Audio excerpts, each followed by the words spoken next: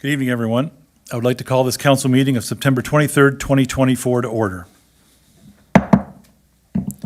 I will ask that if you are able to please stand for the national anthem.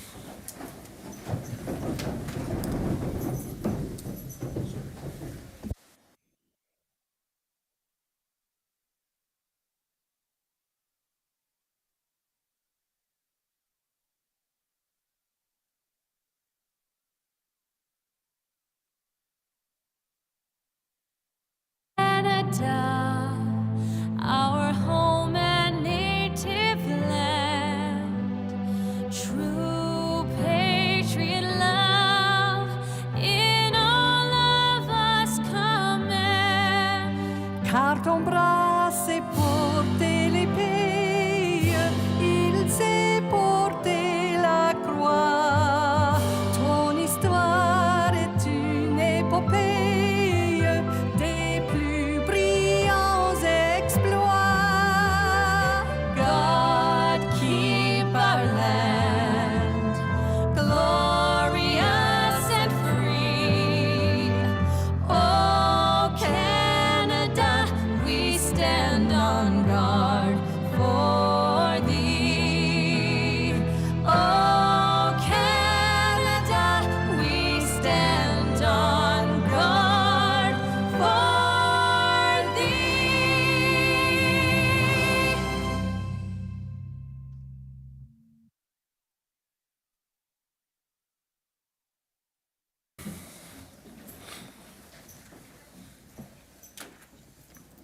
Thank you.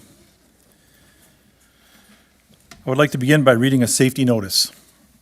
In the event of an emergency, please evacuate council chambers to the nearest exit through the chamber doors, that side, and obey all instructions given. And if assistance is required, please see the deputy clerk to my right. Once you've evacuated the building, please gather in the front parking lot outside of Town Hall.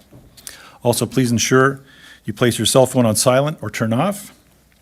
And lastly, the Town of Lincoln Council meetings are posted on our YouTube channel.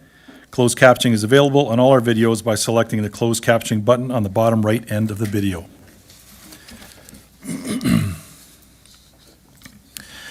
The Town of Lincoln, being part of Niagara Region, is situated on treaty land.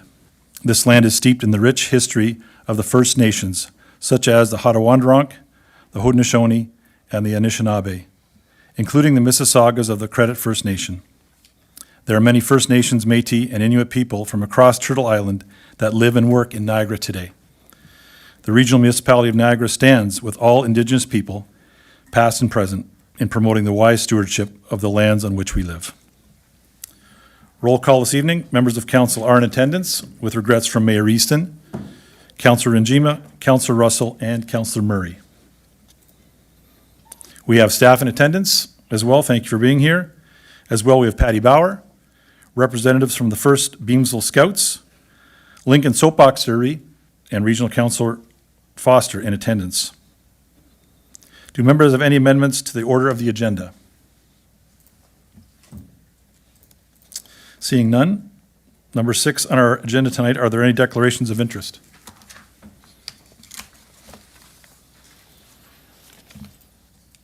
Announcement by members. Do members have any announcements this evening? Please remember you have a limit of 3 items.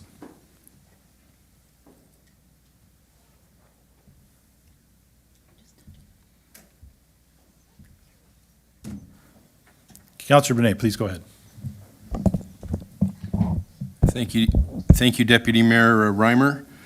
I'll try to keep it to 3. On September the 14th, I, along with the mayor and a few other councillors, Councillor Pachariva, attended the new business ribbon cutting ceremony for the new Forty Creek Animal Hospital at 4621 Durham Road. If anyone in the community is looking for a veterinarian, we have a new business and it is state-of-the-art. We had an opportunity to tour the facility and it is just a wonderful, wonderful facility. And I know there's many people out there that are looking for veterinarians. So those people are taking on new patients, new clients, and that would be the place to go. Just a wonderful new group of vets that are coming into our community, 4621 Durham Road. On Monday, September the 16th, Deputy Mayor, I had the opportunity to attend the community investment update that took place at the Fleming Center with regards to Green Lane and the work that's going to take place there on a couple of phases coming up over the next little while. And finally, Deputy Mayor, had the opportunity, along with a number of other councilors and the mayor and a lot of staff, attending the Grape Growers Celebrity Luncheon, the kickoff for the Grape and Wine, which took place at Club Roma on Wednesday, September 18th. Always a great event, and this year was very special, listening to the guest speaker, who is a former gold medal winner at the Olympics in Vancouver, and is the host of The Amazing Race, and just a wonderful individual who gave a very impassionate speech on his journey that led him to the gold medal. So thank you, Deputy Mayor.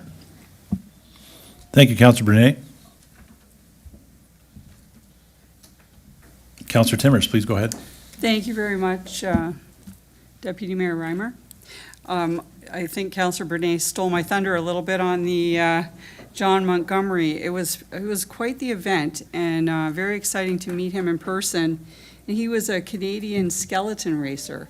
So I'm just saying this to the audience because I think you should Google it and see what he did to win his gold medal, because it's amazing. I think you'll really enjoy watching that. Two quick announcements. I was at Pioneer Day this Saturday. It was a great turnout. And also this weekend, this Saturday, is going to be the fire department open house. There'll be lots of fun things happening there. It's from 11 till 2. And then we have our Fling Off King at the Fleming Center on Saturday as well, from 2 till 10. And there's going to be all kinds of food trucks, all kinds of activities, and live music, and lots of fun for kids. So thank you, Deputy Mayor. Those are my announcements. Thank you, Councillor Timmers. Councillor Mikulik, please go ahead. Thank you very much, Deputy Mayor Reimer.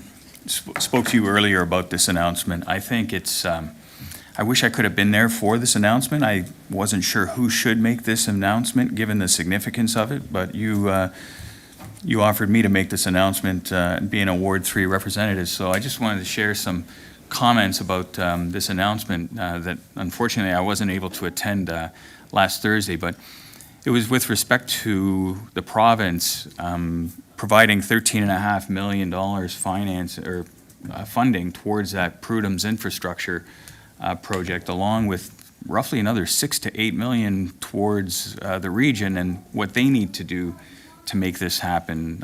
Councillor Foster, later he can correct me or he can adjust that number. But it's something, I want to make this announcement because it's something I've always been concerned about, because not from just an infrastructure project itself and the significance of it to the Prudham site, but because of the significant costs, all of the costs associated up front, including the interest and financing that our municipality would have had to take to make this happen. And, it would be the taxpayers that would be burdened with it until the new homes were built and development charges realized. I was also concerned as to how much the province was going to financially support this project, and whether, we should approve this without knowing that number beforehand. When we were making this application, like in my mind, we didn't know if it was going to be 100,000, 1 million, 10 million. I didn't know, and I'm not sure staff was aware either at the time of the application process.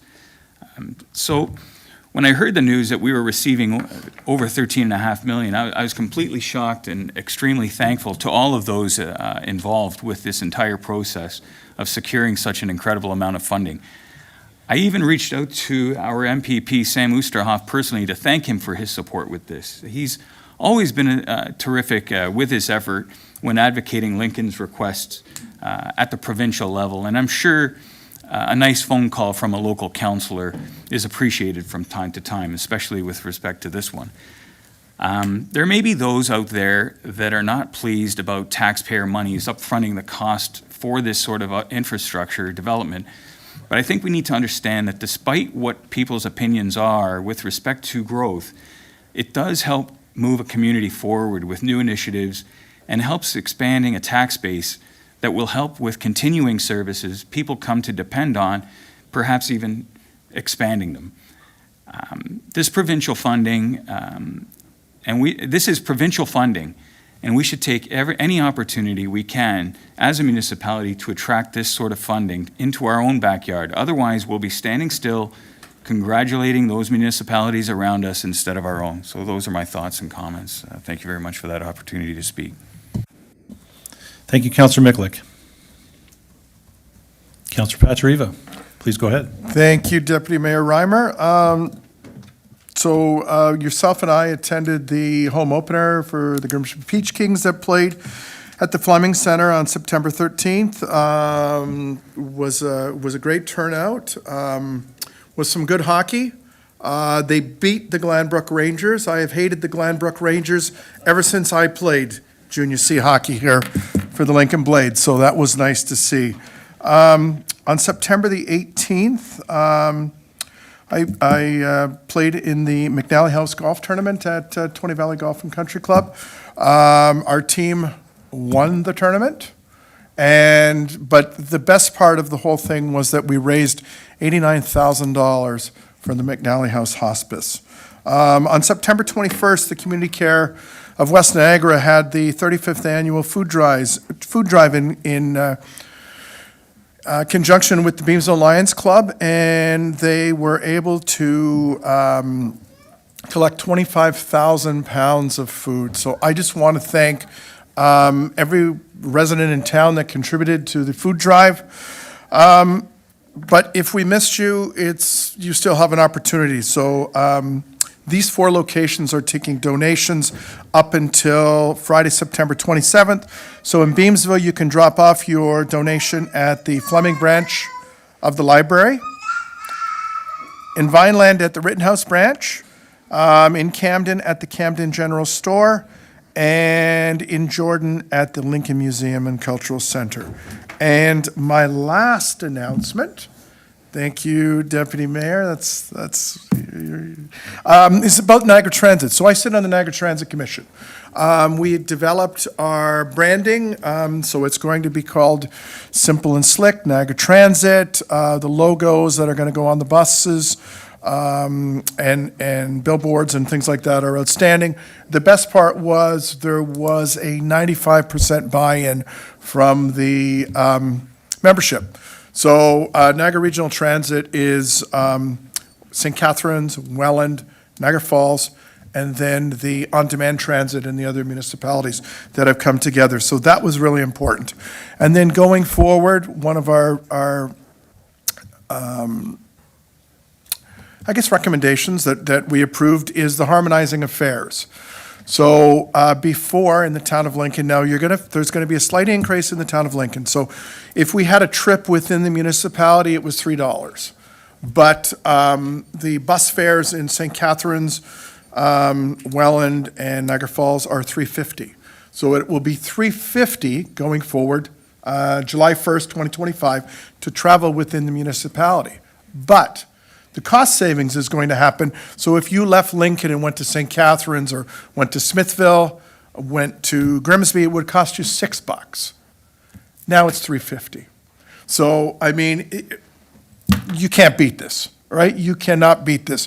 You don't need to buy, we got a room full of scouts and this evening that are going to probably be pestering, and I don't mean to rain on your parade, guys and girls, pestering your parents for a car. $3 can get you to St. Catharines and back. So, you know what? If because we hear this, it's about an affordability and our kids go away to university and then they want to come back and they want to buy a home, but they can't buy a home and they can't buy a car. So download the app, use Niagara Transit. It gets you there effortlessly and painlessly. Thank you, Deputy Mayor Reimer. You must be in sales, Councillor Patriva. Thank you very much. Number 8 this evening on our agenda is proclamations. We have 2 proclamations this evening, the first being for the Canadian National Railway regarding Rail Safety Week. I will now read the proclamation. Whereas Rail Safety Week is to be held across Canada from September 23rd to 29th, 2024. Whereas 229 railway crossings and trespassing incidents occurred in Canada in 2023, resulting in 66 avoidable fatalities and 39 avoidable serious injuries. Whereas educating and informing the public about rail safety, reminding the public that railway right-of-ways are private property, enhancing public awareness of the dangers associated with highway rail grade crossings, ensuring pedestrians and motorists are looking and listening while near railways, and obeying established traffic laws will reduce the number of avoidable fatalities and injuries caused by incidents involving trains and citizens. Whereas Operation Lifesaver is a public-private partnership whose aim is to work with the public, rail industry, governments, police services, media, and others to raise rail safety awareness. Whereas CN and Operation Lifesaver have requested municipalities to adopt this resolution in support of its ongoing efforts to raise awareness, save lives, and prevent injuries in communities, including the town of Lincoln. Now, therefore, I, Greg Reimer, Deputy Mayor of the town of Lincoln, do hereby proclaim September 23 to 29th, 2024 as Rail Safety Week. And staff will ensure, I have the proclamation here signed, and staff will ensure it is provided to CN Railway. The second proclamation is for Childhood Cancer Awareness Month. And fortunately, we have Patty Bauer in attendance to receive the proclamation today. We also had a flag raising on September 6th for Childhood Cancer Awareness Month. Welcome, Patty. We know that you represent Miranda's Miracles Fund, a non-for-profit organization created in memory of your daughter Miranda that raises money for childhood cancer research. I invite you to come forward this evening and share some words about your experience and your cause.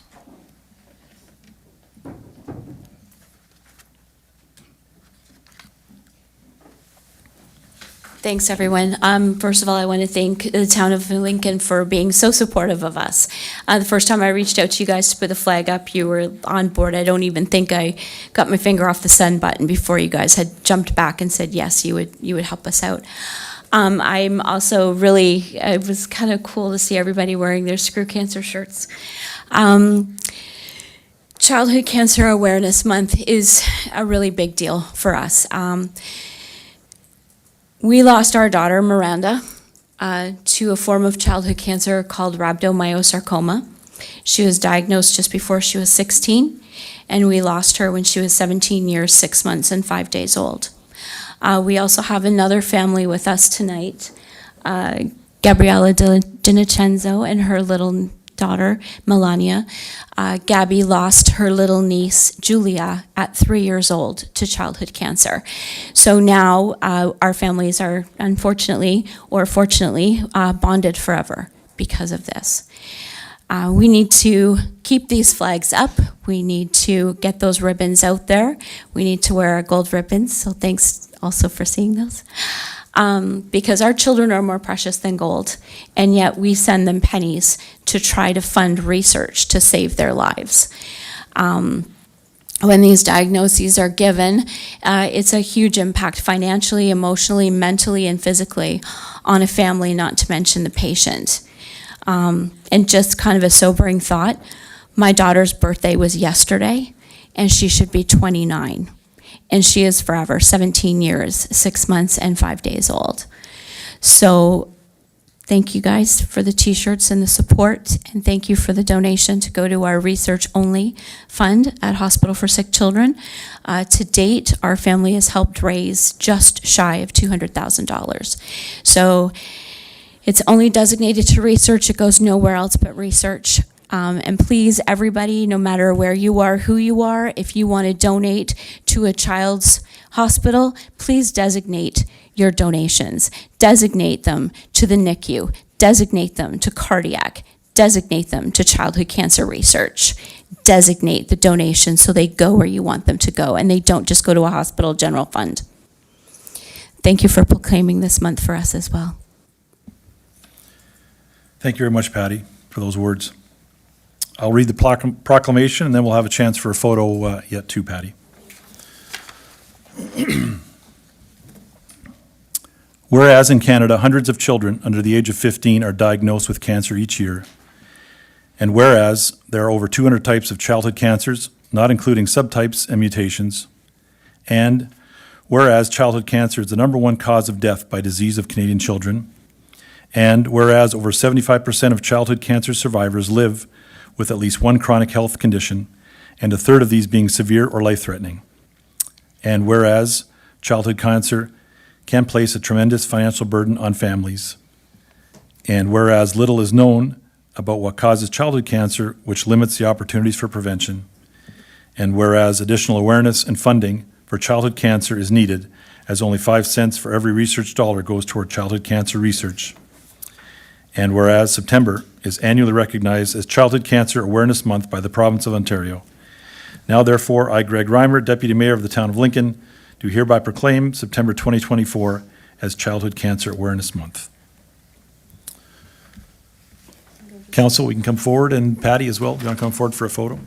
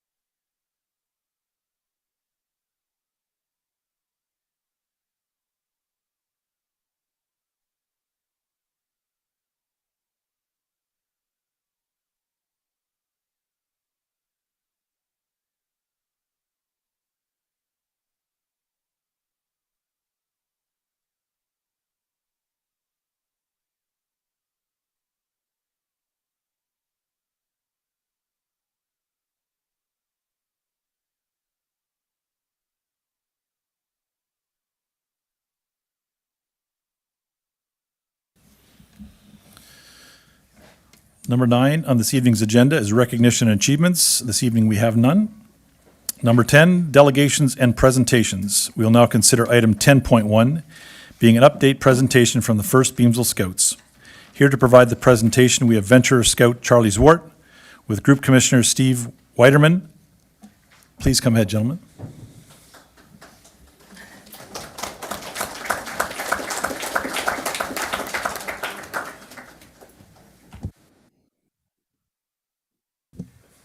Is that the right one? Give Hi, us a everybody. second, we'll get your presentation up. Okay. Hi, everyone. My name is Steve Weiderman. I'm the Commissioner of 1st Beamsville Scouting. I just want to say 16 years ago, when my wife and I were looking for a place to raise our family, we looked all over the GTHA, and the town of Lincoln is what we chose. And even to this day, if I had to make that decision again, I would choose this area to raise my family. Myself, I became involved in scouting when I was the tender age of 6 years old. I was a beaver. I recently had my mother, my son's grandmother, pull out my beaver tunic from that long ago. And I went through the full program up to Scouts, where they then lost me to cadets and college and other pursuits. And when I moved back into this area with my family, I knew I wanted to be part of the scouting movement again, to make sure it would be there for my son when it was his turn. And I think most of what I see in myself that makes me a good citizen, I got to be honest, I learned it in scouting. And that's primarily what we're involved in here. We're offering programs for children from ages 5 to 26 in 5 different sections arranged by age. Our beavers, our cubs, our scouts, our venturers, and our rover scouts. We provide a program tailored by the youth themselves. It is a youth-led program. We say they lead, we follow, and our job is to make sure that they're safe. But they tell us where they want to go with the program, and every year I'm impressed This young man here, Charlie, I've known him since he was about up to my knee, and he's much taller now, and he is a fantastic cook. I think he's going to own his own restaurant one day. You should keep an eye on him. But, you know, we're so thankful for the opportunities we have here in the town of Lincoln. We have the Bruce Trail on our doorstep. We have Lake Ontario on our other doorstep. We recently just had our investiture at sunset, and it was absolutely beautiful. You should check some of the photos on our Facebook page. I hope we can continue this spirit of partnership between ourselves and the town. We're coming up on 115 years now. It was a little scary over COVID. We lost a few scout groups. We managed to hold on. Before COVID, we were pushing 150 members. During COVID, we fell to as few as 30 or 40. We held it together, and we are now regrowing. We're getting our numbers back. This year, we have over 100 registered youth and volunteers, and we're looking to continue to grow. We want to grow with the town, and that will lead to some further conversations on capital projects. But without further ado, I'd like to present you with Charlie. He's been in our program since a beaver, and he has some things to tell you about what it's like with First Beamsville Scouting. Thank you. Hello, everyone. I am Charles Swart. Today, I am the First Beamsville Council. I'm here to give I've come here to thank the town and the council first off for all their continued support throughout the years, and we've come to provide a little update on what we've done with the support given so far. As he mentioned, I have been in Scouts since I was a beaver at the ripe age of 7, and so far the entire program has allowed me to develop into the man I am today. So without further ado, let us commence. And you should have a remote there. When you're ready, you Yes, just hit yeah. that little Got arrow. it, perfect. So, brief introduction. In this presentation, we shall briefly describe what we are, what we do, and how the support has helped both the town of Lincoln and us as a group. So firstly, for what Scouts Canada is. The Boy Scouts organization has been in existence for almost 120 years now. It was first founded in 1908 by Robert Baden-Powell. Then, shortly after Scouts came to Canada, First Beamsville Scouting was formed in 1910. In terms of what we do, we are a youth-focused, outdoor-based program that focuses on developing vital social, life, and survival skills within our members. We also help benefit our local community through our various aspects of philanthropy, environmentalism, nature preservation, and community service. Our aim is to develop our individual members to help them build well-rounded characters and help them to become better citizens to their communities. We give the youth many opportunities to learn how to use teamwork, leadership, and planning through all the outdoor activities we complete. And just like our motto, we learn how to always be prepared. So in terms of what we do, in order to achieve our goals of developing our youth, we target 6 key areas of development that can be easily remembered with the acronym SPICES. In terms of that, it stands for social, physical, intellectual, character, emotional, and spiritual. In terms of social, we develop Scouts socially through placing them in teamwork roles and leadership scenarios. Whenever the Scouts are working together as a team or leader, they're always given the objective to complete a specific task, such as lighting the campfire, setting up all the tents, or simply moving gear. The focus on teamwork in the program allows Scouts to help develop social skills which they can use throughout their lives.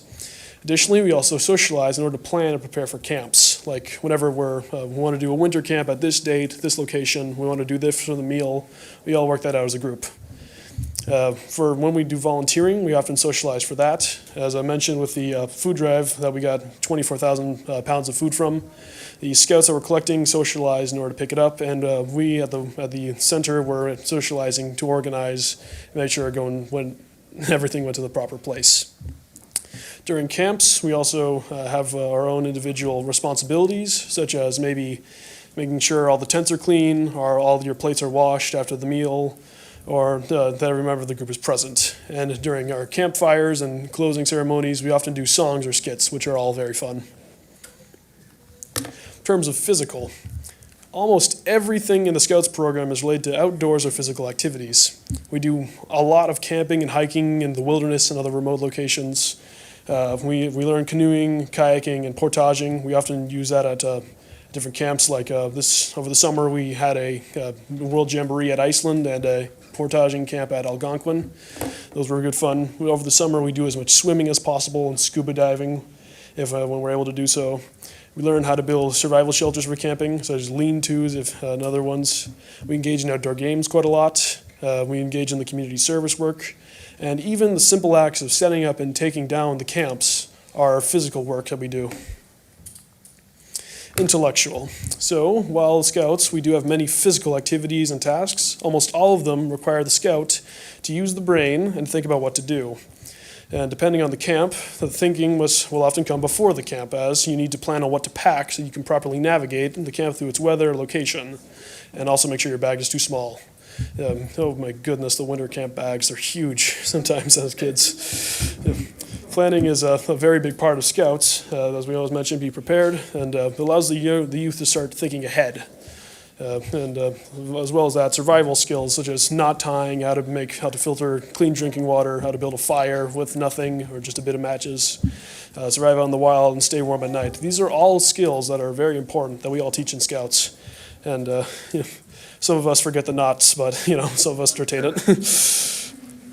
In terms of character-wise, we develop our characters through some of the trials and tribulations we go through while camping, and how we apply the skills we learn to our everyday lives. Whenever a Scout joins Scouts Canada, they're most likely to be placed in a new kind of environment. Camping in the outdoors, seeing kids their age, this is all new. This can all be new experiences to them, and they're subjected to new information and new knowledge. The journey we go through in Scouts helps to complement the journey we go through as people. It thus helps develop our characters that way. So as someone grows up through experiencing all these different opportunities, learning how to survive and be on their own, maybe foster a sense of teamwork and leadership in the group, as we've done with so many of us here, it really helps to build who we are in quite an interesting way. In terms of emotional, I think it would be quite fitting to describe an emotional experience I had quite at the Algonquin camp over the summer. The camp was a 5-day portaging trip, and day 2 was where we went through quite a shift, to say the least. At the start of the morning, we all traveled and packed up our campsite in order to go to the next one. We had to go through exactly 4 portages, roughly all a kilometer in total, carrying all the gear and the canoes on our shoulders. But the first portage was very dreadful. Instead of 2, it became one massive portage. You see, the first one, we crossed the area, then there was a small grassland with a very shallow water pool, which we had to cross through. Unfortunately, with the gear we had, it was much too heavy to portage everything over the water. We simply couldn't get our boat off the ground. So we had to take 2 of the canoes around and all the rest of the gear around the grassland, and we had 2 of our lightest members just barely paddle themselves at the very edge of the canoe.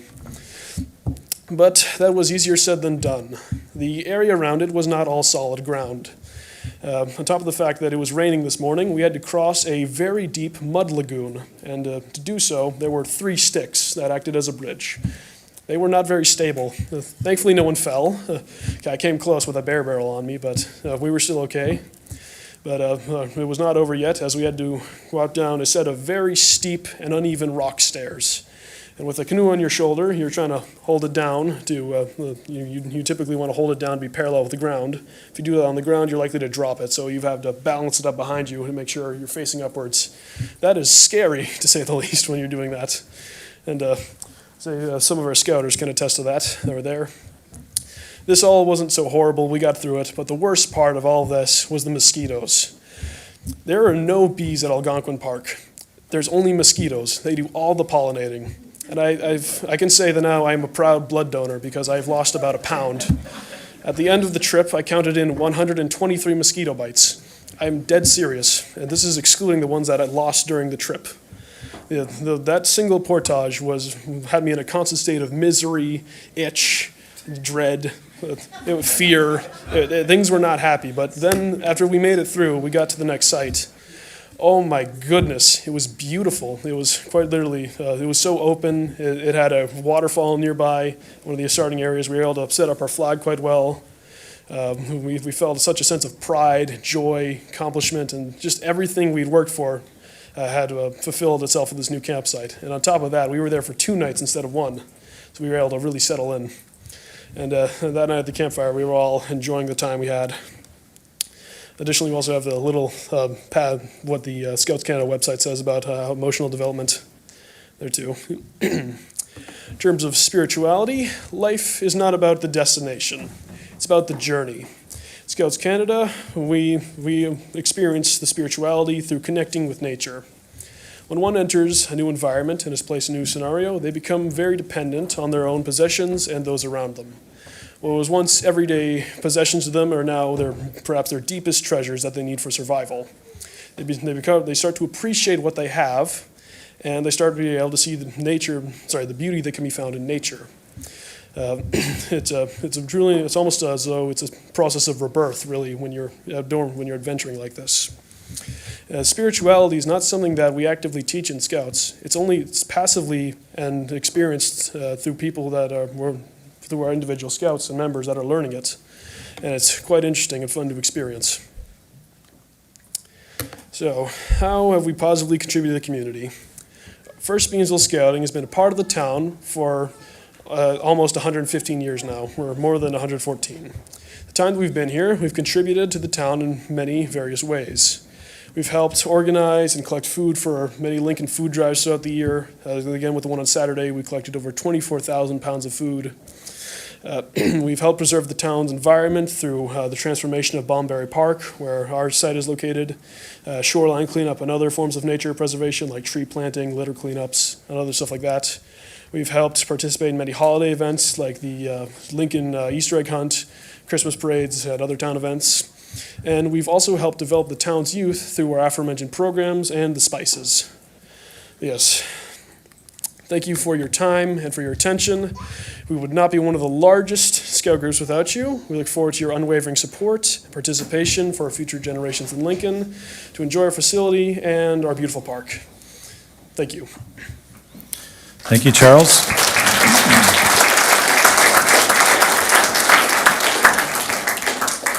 Thank you, Charles, and thank you, Steve.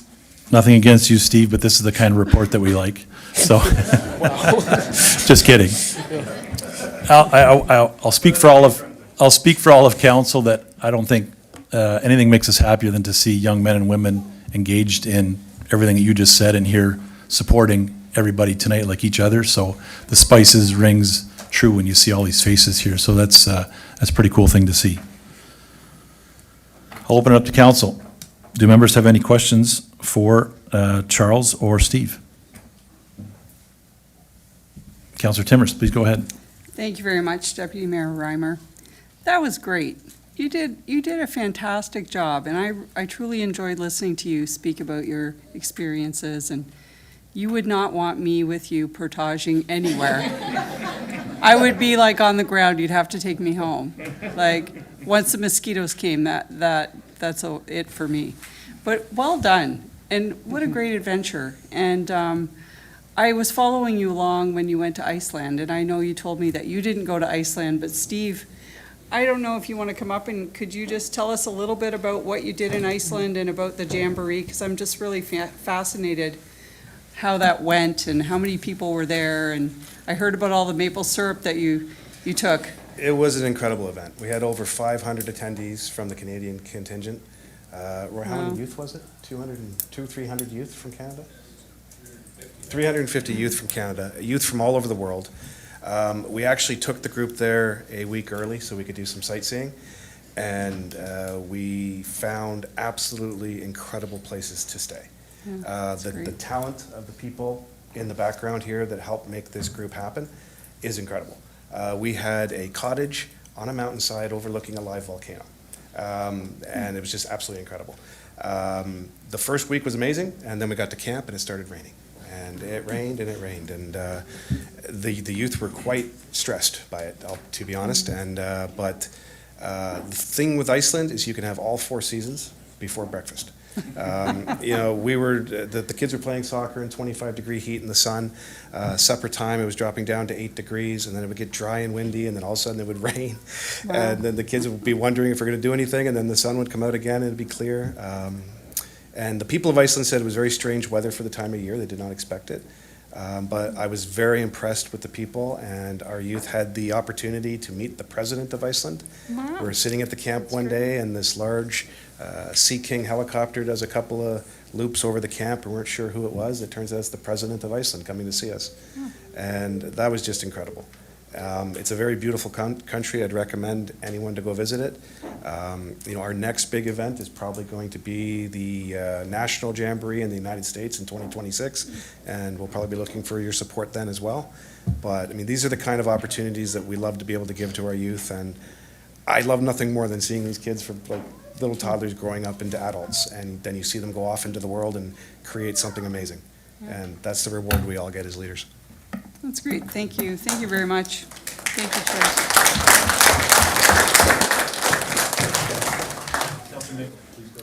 Thank you very much. Councillor Mikulik, please go ahead. Through you to the delegation, I think I have an idea, where was that flag, the Town of Lincoln flag? Was that Iceland that you were? Indeed it was, sir, yes. Okay, I wasn't sure, and I'm blown away by the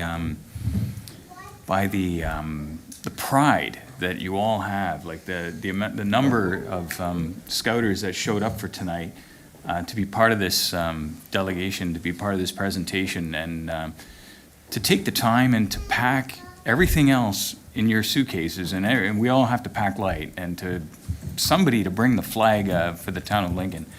I was really impressed by that photo and the pride that you have, not only for your organization, but for the town itself, so thank you for doing that. That was actually something that the youth wanted to do, because that was about, 4-mile hike to get to the top of that mountain? So that was a 4-mile hike up a mountain, and we wanted the Town of Lincoln flag to be at the highest point possible as a matter of pride. And we hiked up, and that photo you see, we're up at the radio towers. That was the highest flag in the region that day. That might have got the president of Iceland at your door. We believe it did. Concerned about taking over his country. Thank you very much. Well, thank you for doing that, and thank you for considering that, and the pride that you all display in the show every day. Thank you. Seeing no one else from council, thank you very much, Charles. Thank you very much, Steve. Thank you everyone else from the Scouts for coming tonight as well and participating and supporting. And do you want to do a photo over the door? Do you want to do a photo? And we're going to do a photo, the deputy clerk tells me, so let's all crowd out in front of there, please.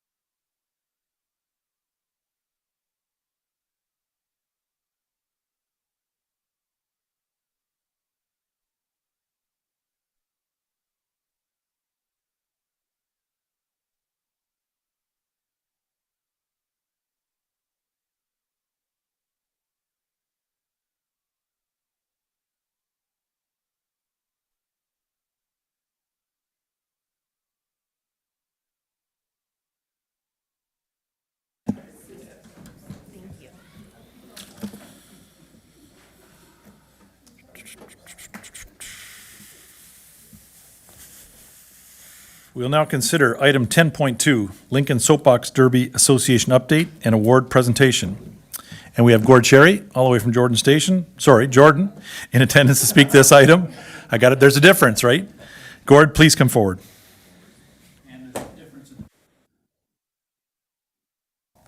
Gary. And don't forget it. Right, Tony? Deputy Mayor, members of council, members of administration, Dr. Ken Southward and I are here tonight to talk with you about the Lincoln Soapbox Derby. In your packets... Do you want that up on the screen? Sorry? Do you want it up on the screen? No.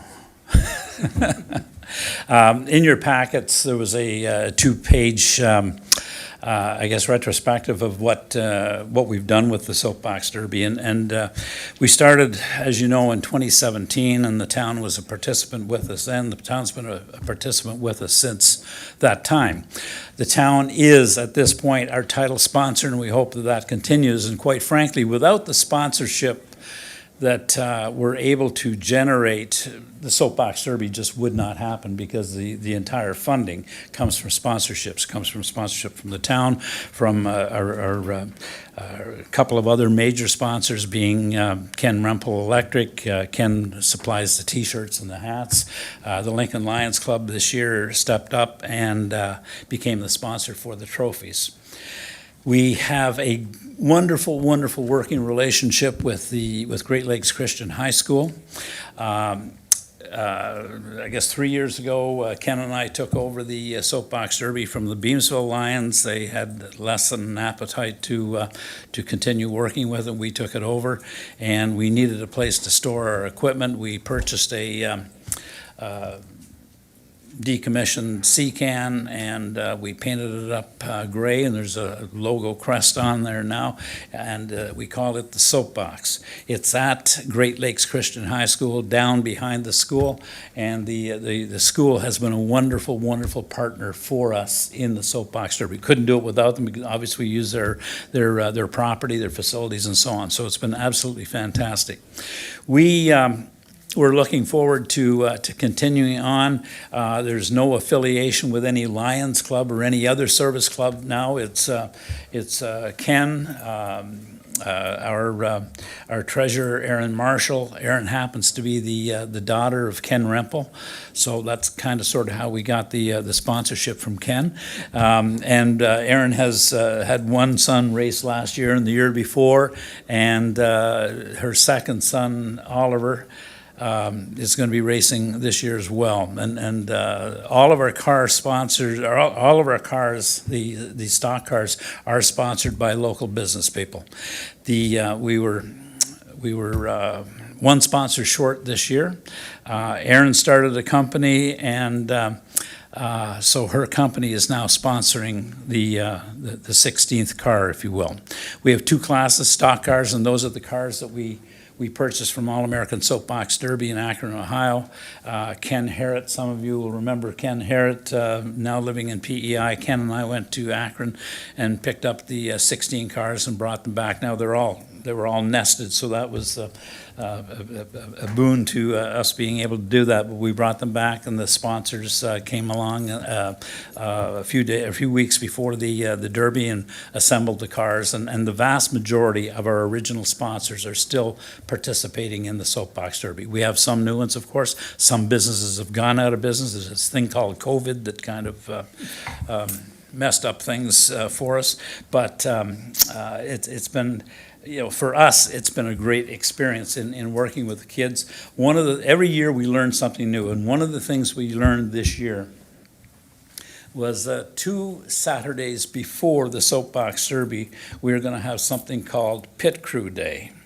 And Pit Crew Day is going to give us the opportunity to speak with the moms and dads and grandfathers and grandmothers and uncles and aunts about the anatomy of the car and the things that they need to look for to make sure that the cars are safe on the night before the Derby, because we have some trial runs the night before. This year, we spent, probably 4.5 hours repairing some cars that should have arrived ready to rock and roll. They didn't. And so we're going to avoid that craziness in 2025. Our Soapbox Derby in 2025 is going to be on June 21st. Pit Crew Day is going to be on the 7th of June. We would love to see as many members of council and administration attend the Soapbox Derby as can possibly be there. Now, I believe that there is a plaque somewhere for us to present, and I'm presuming that we're going to present that to Deputy Mayor Reimer. Through you, Deputy Mayor, that is correct. I'm not sure if Deputy Mayor wants to do questions before that little photo op. I'll leave that to you. Sure, we'll have a few questions first, in case council has questions. Gord? Council, any questions? We have Councillor Brunet. Please go ahead. Thank you, Deputy Mayor Reimer. Thank you, Gord and Ken, for the presentation. Just a couple of questions. You know, I had the opportunity to be present at some of those events in the early years, and I think I know how much work goes into the setup on that morning. And so I look back at when you were doing it with a complete Lions Club and all the hands that you had out there and people helping you. How do you manage to do all this work now with such a small group? With great difficulty. We've had the good fortune to have some volunteers step up. One of our the dads of a driver of two little girls, a guy by the name of Jacques Brunel, has stepped up, and he comes out and helps us on the Friday. And we start Friday morning at about 8 o'clock, getting the track set up, and we had a company who does line marking and coating of driveways and parking lots and that sort of thing. And they were very kind to come and clean the driveway. Normally, we were out there with our steel blowers blowing the stuff off the driveway. So they came along, and that took a little load. So we have it down to a pretty fine science at this point, Councillor Brunet. We know what we're doing. Every year we make a few changes to streamline the process, and I think we had total volunteers, Ken, probably 5 or 6 other people on the Friday before, and then we have other volunteers like Ken's wife Jennifer and some other people help with the timing device and that sort of thing. The firefighters. Deputy Chief Blake knows this. The firefighters come on Saturday morning and help load the cars onto the ramp and take care of any mishaps if we have any. And knock on wood, we have not had a mishap thus far. Other than the first year, we had this little rascal car come. And it was, there was a... Councillor Brunet's familiar with that car. Yes, yeah. The car showed up in a sort of a baseboard for it, and the surround was cardboard. It was corrugated cardboard. And so he was steering with ropes, and the brake, it wasn't a foot brake, it was a hand brake. So as soon as he needed to put the hand brake on, he had to take a hand off the rope, and Councillor Brunet became quite familiar with that. Anyway. One thing we have discontinued is the initial race with Mayor Sandra or Deputy Mayor Tony going down and taking the first rundown versus MPP Sam Oosterhoff. We've discontinued that part of the racing. Well, for a very good reason, and a very good reason. We had these cars that were called Super Kids cars, and they were designed and engineered and built for kids with disabilities. And quite frankly, we had an enormous difficulty getting kids with disabilities to participate in the Soapbox Derby. I mean, I see kids with disabilities on the street every day, and so do you. But we reached out to Easter Seals and various organizations to get them involved in it, but no take-up. So we had the opportunity to, I was going to say sell those cars. Well, we had the opportunity to give them away to a new racing group in the Windsor area. So we didn't have cars sufficiently large. Not saying that Councillor Brunet was, but sufficiently large to accommodate a member of council or the mayor. Just one other question. So, you know, Gord, you mentioned about going down to Akron and looking at everything down in Ohio. You know, through everything you've been through with the trials and tribulations of, you know, the Lions clubs and everything, God bless both of you. Like, what motivates you to continue this passion? I'll let Ken answer that first, and then, Ken? I don't need any material on it, but Well, we have grandkids that are racing and stuff. We know all the kids in the race. It becomes quite a family event that day, and it's very, very motivating. We do have a lot of Beamsville and Lincoln Lions helping with it. Talking about setup, it's so much easier now because all of our stuff is contained in that soapbox. We just move it from the back of Great Lakes to the front of Great Lakes. At the end of racing, we have a number of the parents help us move it back into the soapbox rather than having it scattered all over and that. So, and it's so much easier having it on private property. You know, we don't have to worry about closing roads and all that sort of stuff, which would have been a real hassle. And so we owe a lot to Great Lakes and to the town.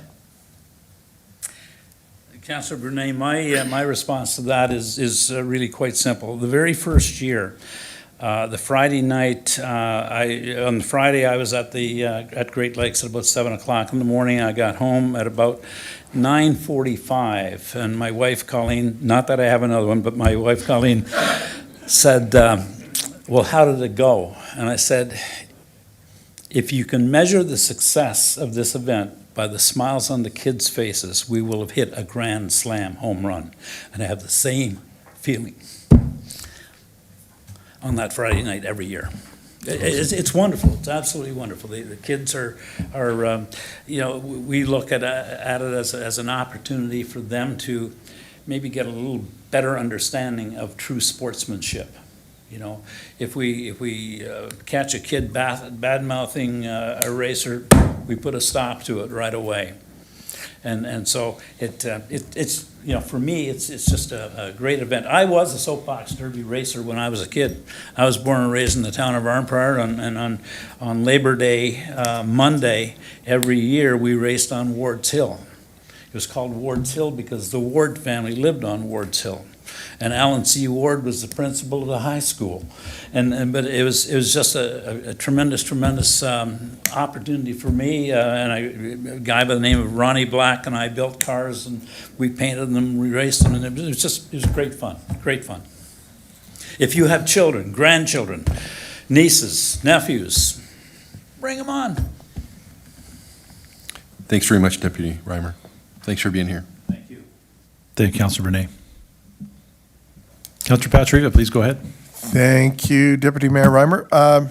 Gord, Dr. Ken, thank you for all you do. I mean, the passion in your voice and the smile on your face says you do it because you love it. I still think Councillor Brunet would have won and beat Sam. But you ditched it. You had to wait to stop. Yeah. I was going through old photos, and I still have it, you know, into the ditch. Burn it, please. Yeah, okay. I think that needs to go in the archives. And I'm sorry I missed it this year because I was at a sales meeting in Montreal, but wondering when, because it was always August. So wondering when you shifted to June, and was that because of the break in affiliation with the Akron group, or just better date? Not at all. not at all. Just, we felt that it was a better time to do it, hoping that there would be more kids around on the last Saturday before the long weekend Yeah. in July. Because we were doing Yeah. it the second weekend of August. And so, just simply that. And I don't know if it's worked out any better for us or not. I mean, we have we had the greatest number of drivers this year that we've had any other year. COVID put a wrinkle into the Derby, as it did every other darn thing in the world. But we've rebounded from that. Our sponsorships, or the vast majority of our sponsors stayed with us. A couple left, a couple went out of business and so on. Not just car sponsors, but major sponsors as well, so. Yeah, well, and Dr. Ken, you're the communications person, so, I mean, if you can share your, your info with us ahead of time, we can, post on our social media feeds, our own, and get the message out and help in any way we can. And, Certainly. yeah, Yeah. thank you again. Thank you, Councillor Patrieva. Thanks, Counselor. Seeing no one else, we're going for presentation. Okay.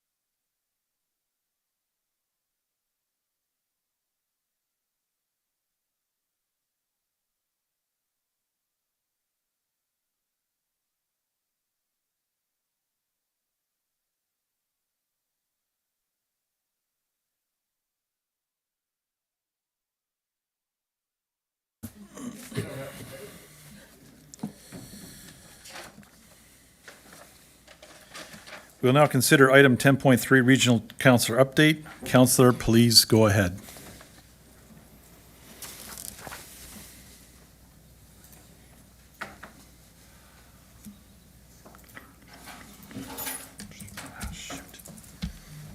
This or me? Oh, there we go. Well, good evening, everyone. It's always interesting listening to the other presentations and stuff ahead of time. Just to let you know, Rotary has had some workings and dealings with the Lions on this, and we were actually, the group, my wife Sue was the one that was running the one for the disability side of things, and Akron actually decided they didn't want to do that particular portion of it anymore. So there was a whole lot of things went on in the background, and I give credit to the Lions. They were able to go and sort of morph everything into what it is that they have today. So anyway, the two gentlemen that were here did an exceptional job and continue to do an exceptional job with that. Before I get into my report itself, Niagara Transit, thank you to Councillor Patrieva for sitting in on that for the town, and just be cautious, it hasn't passed council yet, your budget and all that type of stuff. There was a whole bunch of curveballs thrown at it last year. I totally support it. I always support you, John, with everything that you're doing, but anyway, it sort of got sideswiped as it was going through. I hope it doesn't. I think it's actually very good what's being put through from that. And we did pass back at our last council meeting, the Niagara Transit itself, changing the naming and everything. So I'm quite looking forward to seeing what you guys are going to be able to do with that. I was at Community Care and with the Lions. It was the 35th annual food drive that went on this past Saturday. Mayor Easton and myself and MPP Oosterhoff were able to be there and to provide some commentary as the event was going on. And my comments at the front was, and you know, and I mean this in all sincerity, it's 35 years that the Lions have been doing that, and it's really sad that we have to be doing it. So, the simple reality is that there's great need out there within our communities, and community care does a very, very good job of helping those that need a hand up or a helping hand when it's all said and done. So anyway, I was very, very happy, and the Rotary Club was very actively involved with that on Saturday morning as well. I've given you guys a little bit of reading material. We passed our capital budget back last week. Of course, that it's the same as the town process for budgets. It's not the final when it's all said and done. However, usually capital doesn't change particularly as it goes through. Staff brought in a real good selection of projects. Here in the town of Lincoln, we have about $12.5 million worth of projects that are going to be put through with the capital. And you guys know, because you guys deal with this all the time, that it is really quite good that the region does the investments in some of these areas. Your own capital, when you take a look at it and compare it, it's a pretty good comparator, I guess, as it's going on when it's all said and done. And I just wanted to point out, because I figured Councillor Brunet would be the one that would bring it up this evening, is like, what happens with King Street? Where is that going? Of course, that capital's already been pre-approved. The expectation is that it's coming into play. There's been a fascinating nuance that's come into play with that whole project as it's going on, and it's unfortunately a closed session scenario that's involved with it. There's legal proceedings that are going on with it, but be that as it may, my hope is to see shovels in the ground as we're moving into the new year with the King Street reconstruction. I provided a couple of reports for you that came out of Niagara Region, and the most interesting one was the water and wastewater presentation that Terry Ricketts, she's our Commissioner of Public Works, gave to us. And in particular, slide 12 of that, and when you guys are going through and reviewing this, it provides some fascinating statistics and information in and around what's going on at Niagara Region and the level of capital requirements, as it were. But there's a few things, and I know I was actually on a boat out in the middle of the Atlantic when when this particular meeting went on, so I didn't get my 2 cents worth. I will be at the council meeting coming up this week, but 90% of the regional wastewater capacity is delivered by plants that are more than 50 years old. So let's think about that for a second, guys. 50 years ago, well, town of Lincoln came into existence. Technology was drastically different. When it's all said and done, an 8K computer was considered big time back at that point in time. Things have changed dramatically. Processes have changed. And to try and fix these things, like when there's actually problems go on, particularly on the wastewater side of things, there's no parts. You have to go and create the parts that are coming into play. This is causing a lot of grief as it's going on. There's huge capital that's required in Welland, and of course in Niagara Falls with our new, I'm predicting at least $500 million is going to have to be spent on the wastewater treatment plant there. But there's $200 million needed in Welland now. And that's part of the budget process that we're looking at, as well as how we're going to be dealing with this over the next number of years. So for those who actually like to, I love reading some of the social media pages saying that the region needs to be done away with. Well, not a problem. but these expenses don't go away. So, you know, one of the reasons why the region came into existence in the first place, and of course, I've always been critical of it over the years too, so, you know, I'm not a born-again region guy, but the reality is that, you know, the whole idea of having the region was to have that central piece of the puzzle and controlling these major infrastructure spends that have to come into play. I'm going to go back to what Councillor Mikulik was talking about earlier, and that was the check that came through, and I totally give credit to staff here at the Town of Lincoln for doing the legwork to make sure all of that stuff came into play.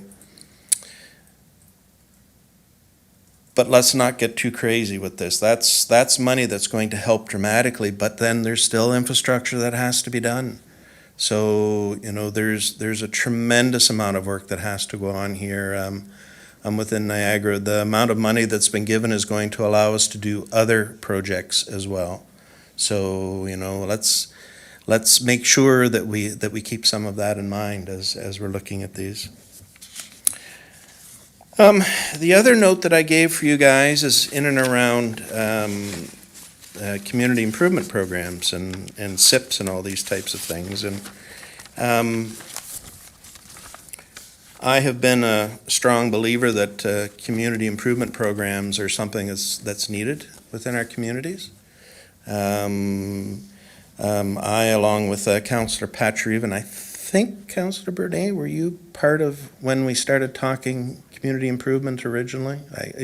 You may have been, or you as well. But before that, we went through and we dealt with the very first one, which was downtown Beamsville, and being able to flow monies to go and do particular projects way back when. There's some significant problems that are coming into play, and it has to do with the financial resources in and around these things. There's certainly a difference of views on regional council. The mayors all 100% believe that the region should be flowing monies continuously and in high quantities on these programs, and then there's a bunch of councillors that are basically saying, but people are telling us to keep the taxation rate down. So this is going to be one of these quandaries as we're going through our budget process this year, deciding exactly where this is going to land. I'm a little nervous, and Mayor Easton and I have both talked about this. There was a motion passed at the Committee of the Whole meeting saying that they want to take a 2% right off the top on the tax levy that's going to go towards these programs. Now, remember that 1% for Niagara Region is about $6.5 million. So we're already talking, 13 million that they're talking about with this. I'm a little concerned, and I'm going to be bringing up questions Thursday night on this. The simple reality is that, what does that really mean? Like, is it 2%? Is there an expectation that we're going to just do 2% and put it into this bucket for all of these things, and, the municipalities can go make use of it? Or is this the maximum amount that's going to be used? Or what happens when everybody hits all at the same time coming through with these programs? I want some answers to that before I'm voting in favor of what it is that's going on in this area. I think from our perspective, when we look at these programs, there's a thought process that comes into play that when we have the programs, it's an encouragement for the developers to actually be developing, and we want them to develop now. We don't want to be letting things go off into the future. Well, a lot of developers aren't developing in and around Niagara. Mr. Bruder is probably seeing that firsthand on what's going on. Developers have basically said it's too expensive for us to be doing this. We're not going to be making the money that we need to make, so we're holding off. Okay? It's a real problem. So does that mean that the incentives are not working? Because we're trying to encourage them to be developing now? You know, or is it just a piece of the puzzle when it's all said and done? Anyway, lots more discussion is going to go on this over the course of the next little while. And with that, we got a fascinating council meeting coming up this Thursday night. We got all sorts of neat motions coming in on areas that we have absolutely no jurisdiction in whatsoever, and I'm looking forward to listening to those and trying to decide if I'm going to have popcorn as I'm watching them or actually get seriously involved with them. But sometimes at Niagara Region, there just does seem to be times when we're getting our nose into things that we absolutely shouldn't. But anyway, my opinion. Thank you, sir. Thank you, Councillor Foster. Appreciate your you being here tonight. Council, have questions for Councillor Foster on his report?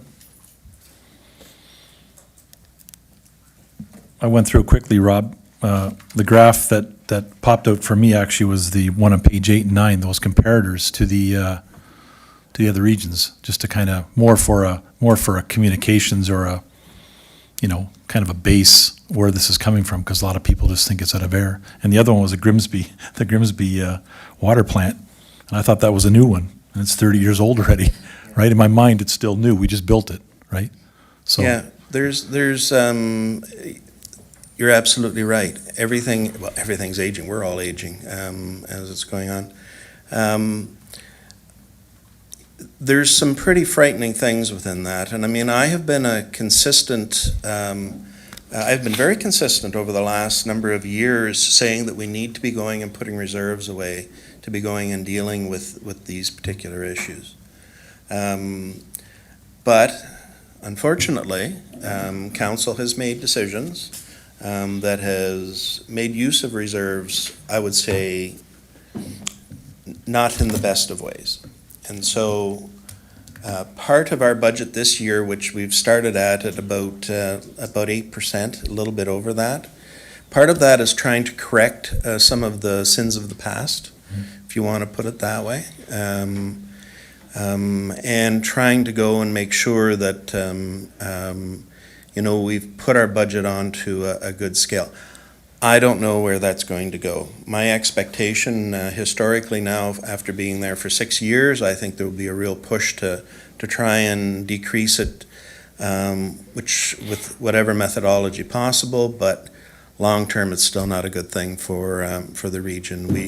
We probably should be biting the bullet and just making the changes, but we shall see. This is all part of the fun times of going through budget, as you guys know. Councillor Renee, please go ahead. Thank you, Deputy Mayor Reimer. Rob, thanks for being here as always. Don't know if you're in a position to comment, but I guess I would say there was an email that was sent out earlier today to Mayor Jordan, Mayor Easton, yourself, and the regional councillor in Grimsby, as well as Councillor Patrieva and I, with regards to a concern about, the congestion around the new school. We certainly heard that, for when the school first opened, when West Niagara School opened, we heard about it. I think there have been some modifications that have been done by the region. There was crossing guards that were put in place quite quickly after the school opened. I'm just wondering, in relationship to the email that was sent, and I'm not asking you to comment, but are you hearing a lot of concerns about traffic in that area right now? I mean, take away when the school opened, current today.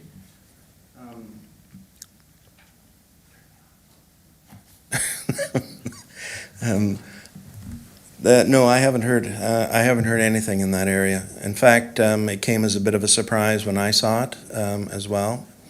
I forwarded it on to our Director of Transportation, and so I will have an answer for you over the course of the next couple of days as to what's really going to be going on over in that area.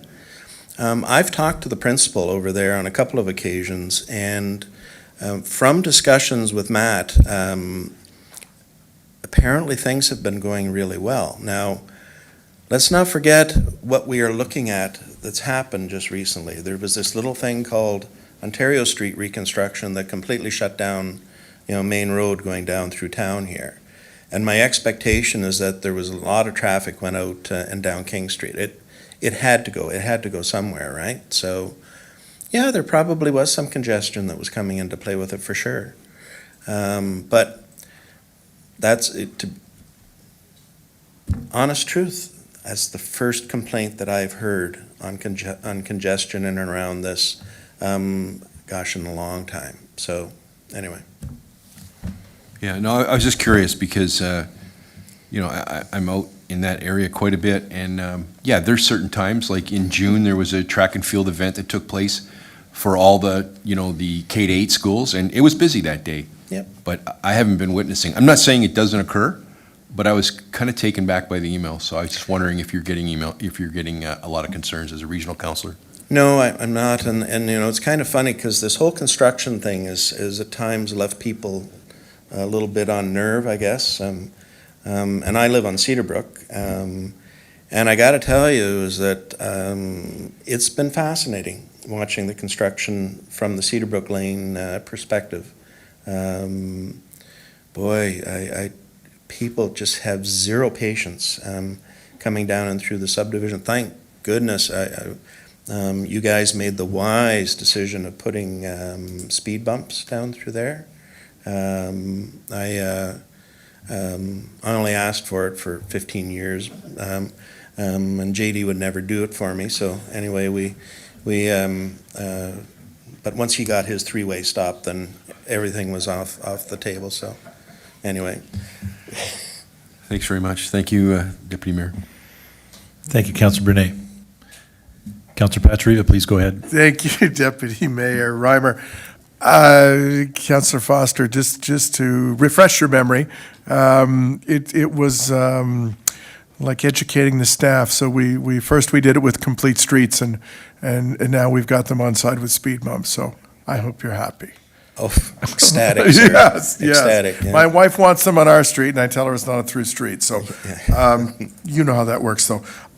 Thanks for coming. And just a question, Rob, too. We were copied on an email from a resident about the new PXO at William Street and King Street. And the day that you were there, Councillor Brunei, myself, Deputy Mayor Reimer, we went out and people weren't stopping. So Yeah. I know that they put that plate in that's for people with visual limitations. Yeah.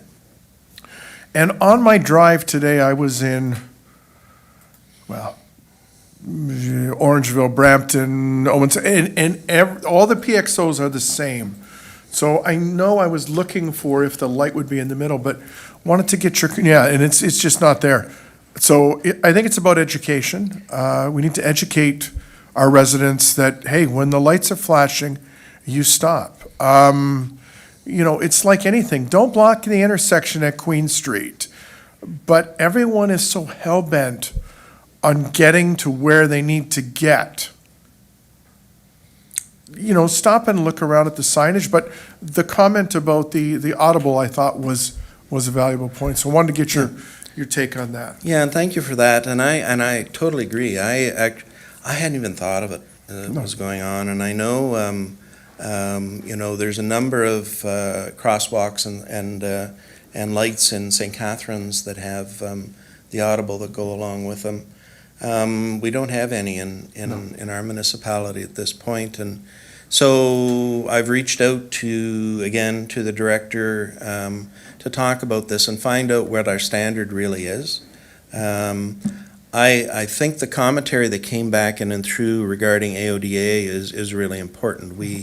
If we have an opportunity to go and do things that are going to help with those that need help, I think we should be doing it. So anyway, we'll see where it goes. I'll be seeing Frank on Thursday night, and I'll find out a little bit better where this is all going to be at. So Okay. And then through you, Deputy Mayor, just on the CIPs.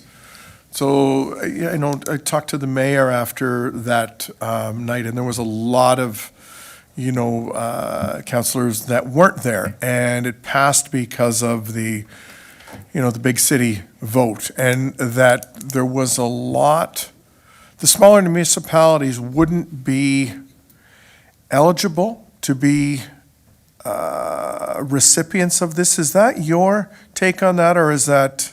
No, and let's remember how these things come into play.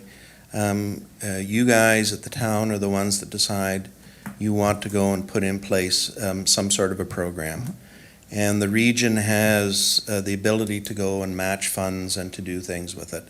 And all you have to do is meet certain criteria to come into play with this. And this was all part and parcel when we originally did downtown Beamsville. It was all laid out very carefully, saying, here's the 12 different types of community programs that you may want to put in place.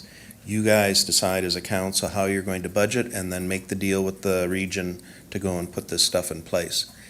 The problem is that we're being quite successful on these things, and with success comes higher expenses that are coming into play. He's no longer there, but Todd Harrison, the commissioner, he and I talked about this a number of times, and it's not sustainable the way this is going. And so the big municipalities are the ones that are doing these big projects, okay? Port Colborne is doing a massive project, $1.5 billion for that plant that's going into place there. I have been asking, and I still haven't got it yet, at least not publicly. I've been digging in the background a bit. What's the real cost going on for Niagara Region to put this plant in place? Because there's deferred, like the DCs being deferred. There's the tax incentive, the grants that are coming into play. There's a bunch of capital work that's being done in and through this. I'm being told that the capital work is being done just sooner than what it was going to be done. Fine. But there's an effect on these things. It's like all of a sudden, the big projects that we want to be doing are suddenly secondary in what's going on with some of these things. It's exactly what happened with when they announced the new Niagara Falls Hospital. Montrose Road ended up getting, and I mean, we had to approve some additional funds recently for it. Now Niagara Falls has decided to up the game with it and do a bunch of things with it, but like $35 million, and that's even with the region, that's a big hit when you're going and doing it, and so you have to start taking a look at where the budget package is going all over the place, right? So, anyway.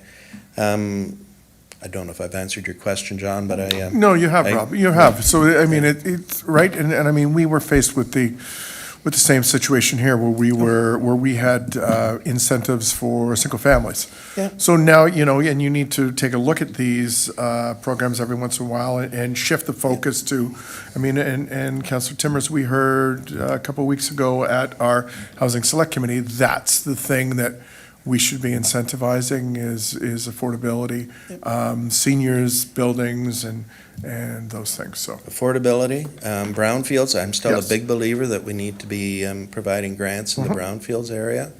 There's two other areas that we have, and they escape me at the moment where they're going, but there's a bunch of these other areas that are going to be going off the table, and so it has some of the big cities not particularly happy, because it's like, well, you're taking away from what we can be doing. Well, not really. It's just, if you really want to do it, go and spend the money yourself. I mean, Yeah, and you don't need the money out of the region. So. No, and it's simple when you compare it to the infrastructure debt on water, wastewater. Yep. Right? Absolutely. Yeah. So, Absolutely. thank you.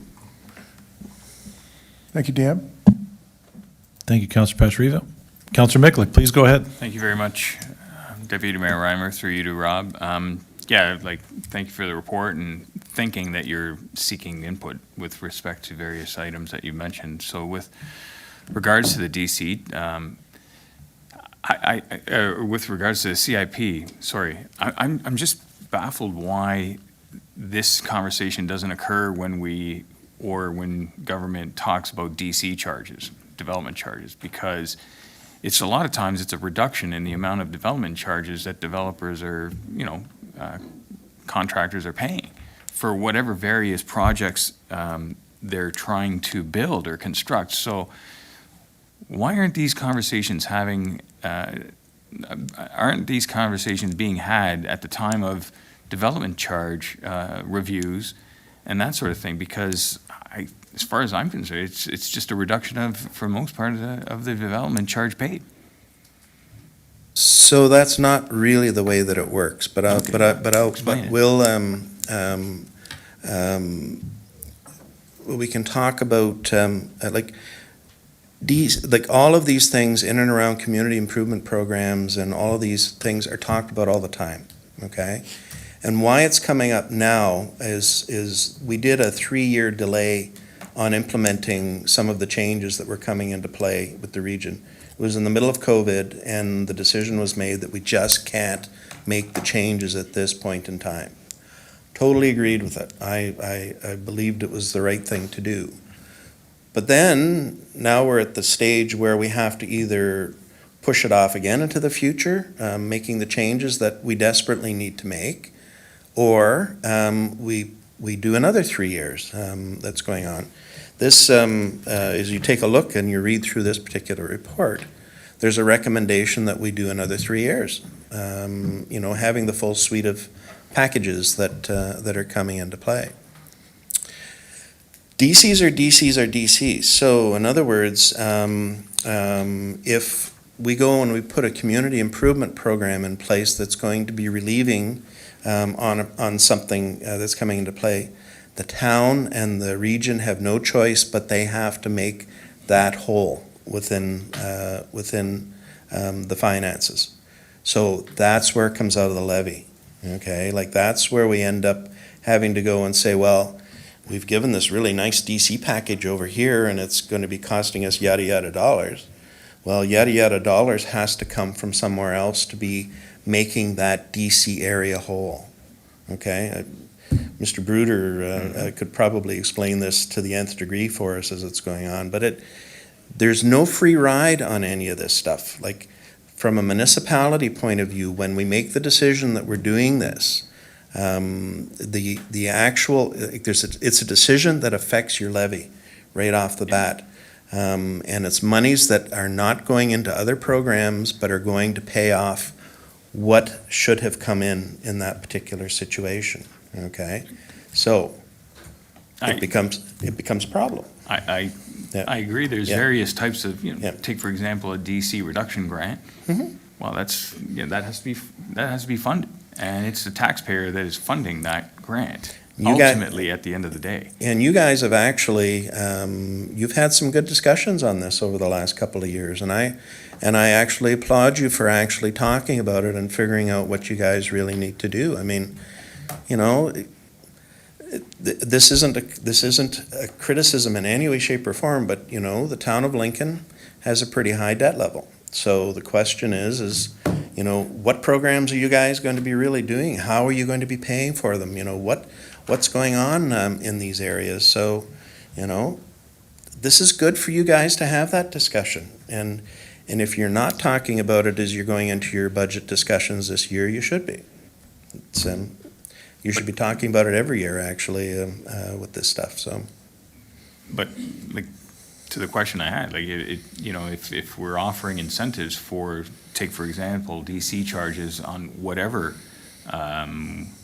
we're expected to receive funding for to pay for services that we're offering, and we're just offering a grant, then I'm just not sure why these conversations wouldn't happen at the same time as the DC review bylaws or the DC reviews are taking place. that's strictly up to you That would be guys, finance. because you guys are the ones that control this, not the region. The region just has the deals in place to provide incentive funding that's coming into play. I don't get to say yes or no to what's coming through from the town of Lincoln or from the city of Niagara Falls. It's just, do we have the funding available? This is what it's going to cost.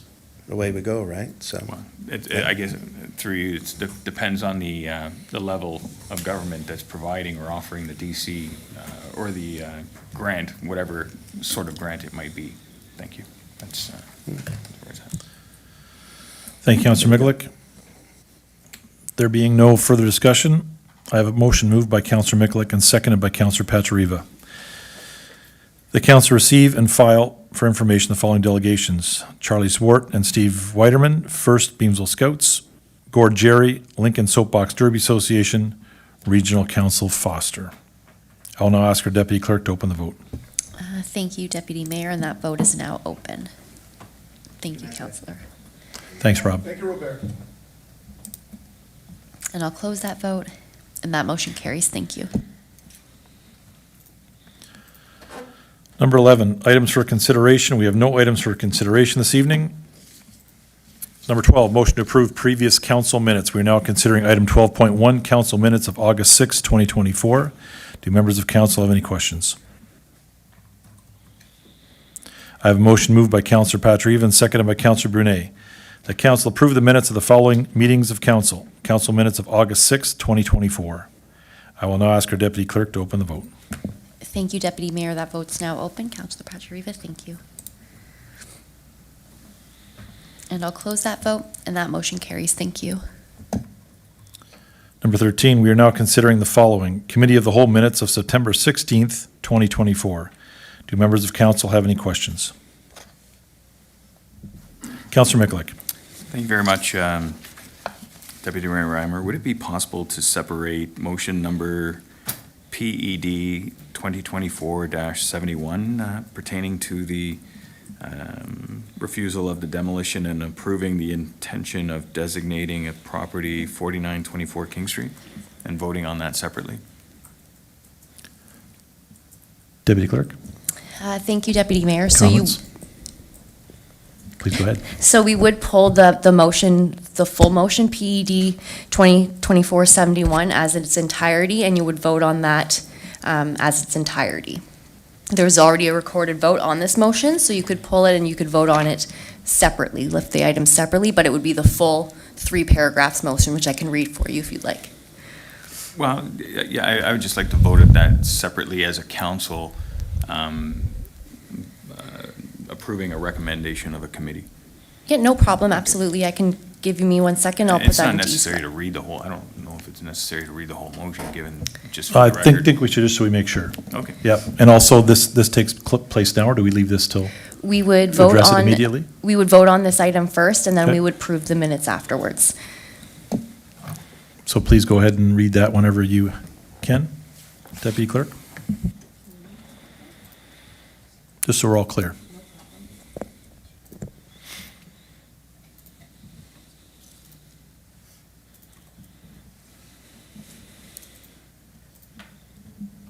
So through you, Deputy Mayor, the motion that we would be voting on right now would be that Resolution PED 2024-71 from the September 16th, 2024 Committee of the Whole minutes be approved, which that motion speaks to the heritage designation and demolish application for the property. And that motion for 2024-71 was, give me 1 second. Thank you. That committee recommend refusing demolition and approve the intention to designate property 4924 King Street, Beamsville, and remain on the Municipal Heritage Register in accordance with the Ontario Heritage Act, and that staff be authorized to publish and serve the notice of intention to designate in accordance with the requirements under the Ontario Heritage Act, and if no objection is served to the clerk within 30 days of the date of publication of the notice of intention, council shall pass a bylaw designating 4924 King Street, and a copy of that bylaw shall be served on the property owner, Ontario Heritage Trust, and a notice shall be published on the town website. So with that, give me 1 moment. I do need a seconder to that motion, please, and the motion is that Resolution PED 2024-71 from the September 16th, 2024 Committee of the Whole minutes be approved. I need a seconder.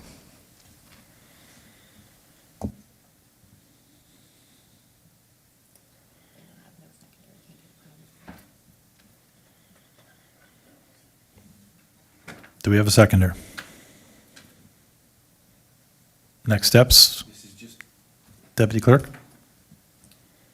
If I have no seconder, I can't put the vote forward. To this issue, Councillor Brunet? Please go ahead. Yeah, so we're just looking for a seconder just so that we can separate it. Deputy That's, Clerk? Yeah, I'll. so I just want to be very clear, and maybe I can put the motion on the Yeah, if we put it on the screen, that the would be screen. Give me awesome. 1 second. It's just a separation, right? You're That's correct, correct. Councillor Bernay. It's just to pull that one motion out, to vote on that separately from the other minutes, correct?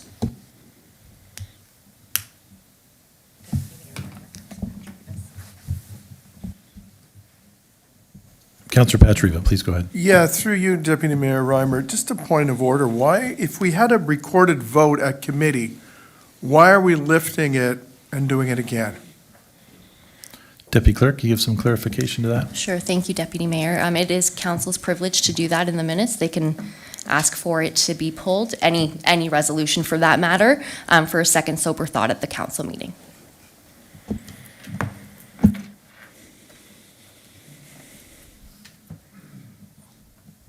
Councillor Bernay. Yeah. I guess where I'm struggling is, we're a council of 8 plus a mayor of 9. We're sitting here tonight with 4. I'm just, I'm really trying to struggle as to why we're asking for a recorded vote, but I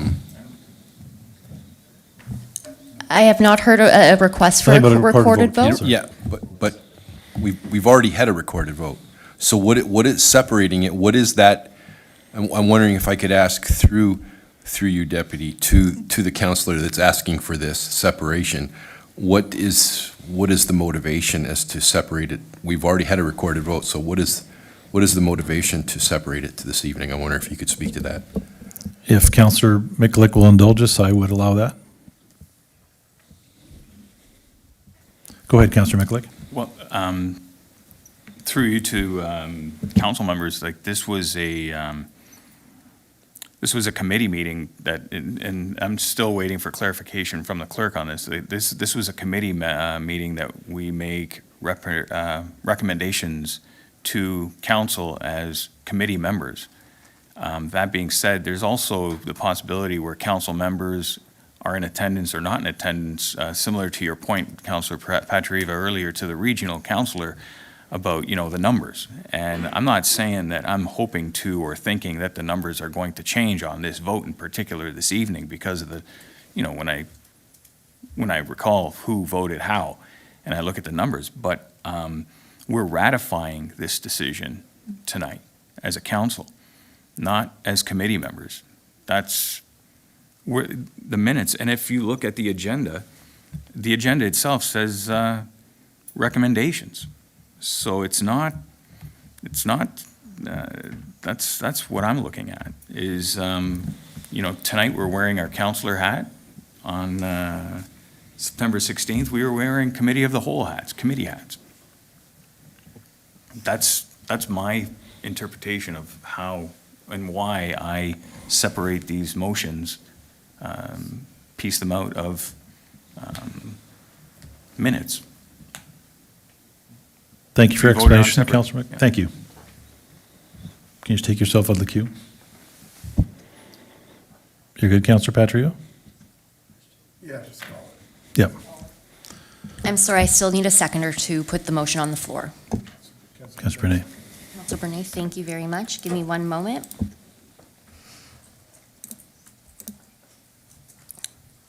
If you want me to open the vote. Please open the vote, Deputy Clerk. Thank you. That vote is now open. Councilor Pachariva. So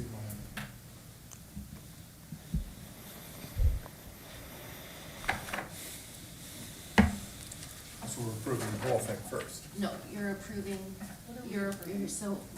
Strictly. Just to be clear, what we are approving right now or not approving, we're voting on Resolution PED 2024-71 from the September 16th Committee of the Whole Minutes, which speaks specifically to the application for the heritage demolition permit on 4924 King Street. It's strictly to that, Councillor Timmers. The minutes are separate. We've pulled this piece out, and we're voting on that separately. Voting on the same vote. We're just revoting again. Okay. That's correct. Correct.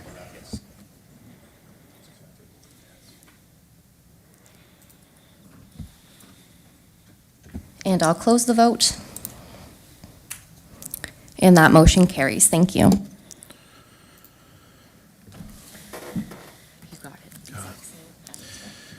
I have a motion moved by Councillor Bernay and seconded by Councillor Timmers that council approve the following recommendations from standing committees. Committee of the Whole minutes of September 16th, 2024. I will now ask our deputy clerk to open the vote. Thank you, Deputy Mayor. So this is the remainder of the minutes. And I have opened that vote. Thank you, Councillor Pachariva.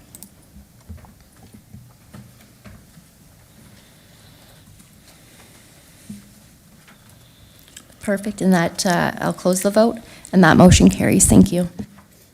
Number 14, notice of motion. Tonight, we have none.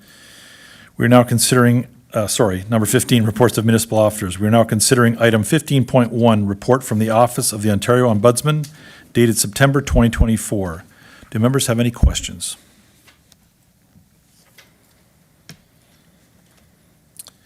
If not, I have a motion moved by Councillor Timmers and seconded by Councillor Mikulik that council receive and file the report from the Office of the Ontario Ombudsman dated September 2024, and that council approve the recommendations as outlined in the report in accordance with Section 239.2.12 of the Municipal Act 2001. I will now ask our deputy clerk to open the vote. Thank you, Deputy Mayor. That vote is now open. Thank you, Councillor Pachariva. And I will close that vote, and that motion carries. Thank you.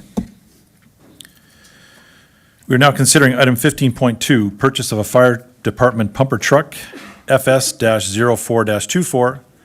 The deputy fire chief will provide introductory comments. DC Blake, please go ahead. Thank you, Deputy Mayor Reimer. Just real brief comments. The purchase of this new pumper truck on the agenda today was approved in the 2023 capital, as stated in the report as well, due to the volatility in fire truck pricing and excessive delivery times immediately following COVID pandemic. This project was not completed in 2023, but rather rescoped and carried over to 2024. The current proposal is within budget, and we are seeking council approval to move forward. Thank you, DC Blake. Do we have questions from council? Councillor Mikulik, please go ahead. Thank you. Through you to finance, when we approve these sorts of purchases and they're based out of a U.S. manufacturer or a U.S. company or that sort of thing, what sort of give or take do we give? What sort of leeway do we allow ourselves for any fluctuations with the U.S. dollar, either for the good or for the bad? Please go ahead.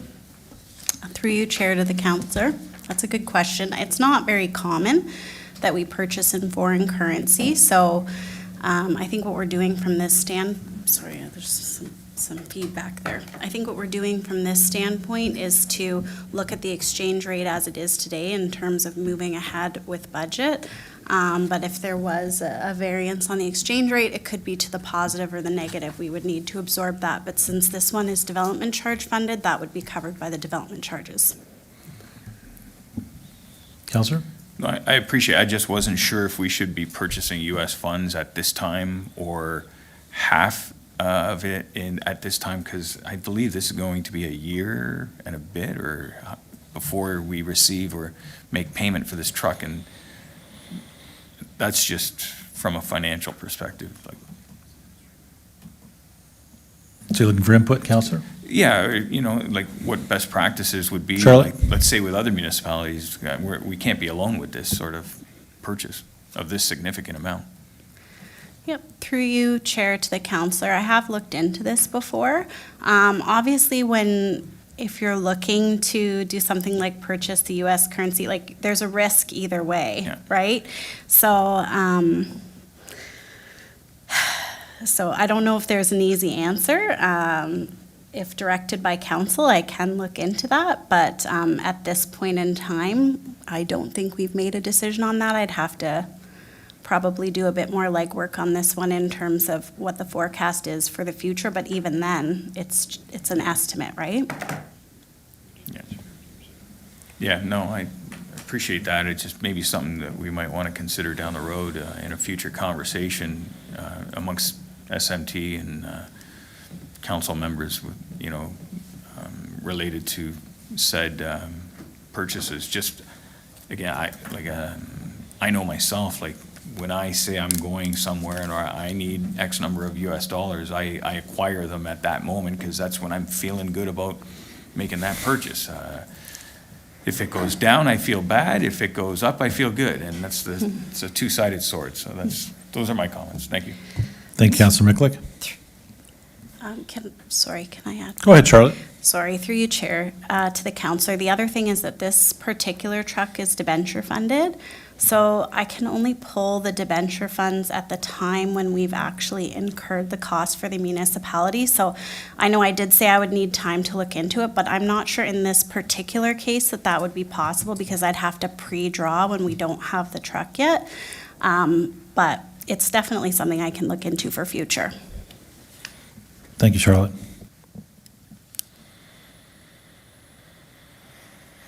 Seeing no other questions, I have a motion moved by Councillor Patriva and seconded by Councillor Brunet.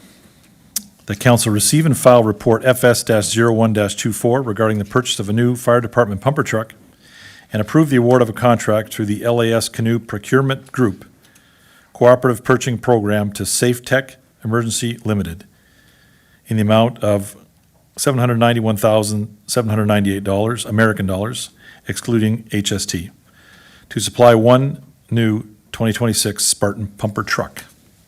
I will now ask our deputy clerk to open the vote. Thank you, Deputy Mayor. That vote is now open. Thank you, Councillor Patriva. And I'll close that vote, and that motion carries. Thank you. We're now considering item 15.3, Deputy Mayor's report. And I have a couple of things to just bring up, one on behalf of the mayor, one on behalf of myself. Thanks to everybody who, I think we hit all the events. It's a busy time, August, September. And I didn't think we jumped over too many, but I think we got them all covered. A quick brief report on AMO. It seems like light years ago, but it was only a month ago. And that is for people who are tuning in, the Association of Municipalities of Ontario gather together once a year. This year was August 18th to 21st in Ottawa. And it's the annual convention, and basically municipal councillors, municipal politicians from all over Ontario gather to learn about and discuss issues and also advocate on behalf of their constituents to provincial legislators. Myself was present at this convention along with Councillor Timmers, Murray, Renjima, Brunet, and Patriva. We also had representation from staff. CEO Kirkopoulos was there. We had directors McKay, Bruder, and Deanny, and Economic Development Officer Rotz was there as well. And Regional Council Rob Foster was there in his regional role. It was a busy time, I think we would say. There was there's so much to do there. And our staff was able to schedule 6 delegations, which is quite a lot. When I'm talking to other municipalities, that was all the talk, that we actually got 6, almost 7, I believe, but we had 6. We met with ministries of citizenship and multiculturalism, Ministry of Public and Business Service Delivery and Procurement, Ministry of Agriculture, Food and Agribusiness, Ministry of Natural Resources and Forestry, Ministry of Finance, and Ministry of Infrastructure. Obviously, we discussed various topics with the different ministries. I would say they were very productive meetings, and I was sort of amazed by the positive exchange that we had in several of those cases, and we received immediate feedback to some of our requests, which sometimes it wasn't in the positive, but we had immediate feedback, and I think that was kind of refreshing to actually not have to wait, that there was a give and take in those. As well, Councillor Brunet was there representing TAPMO. He had several meetings during that time as well, and TAPMO is the top aggregate municipalities of Ontario board, and he represents us on that. So thank you to those who made all these days, especially our staff, made these days successful for us. Lincoln Chamber of Commerce, Thursday, September 12th, had their Outstanding Business Achievement Awards at Harbor Estate Winery. Sort of a favorite of myself, an event.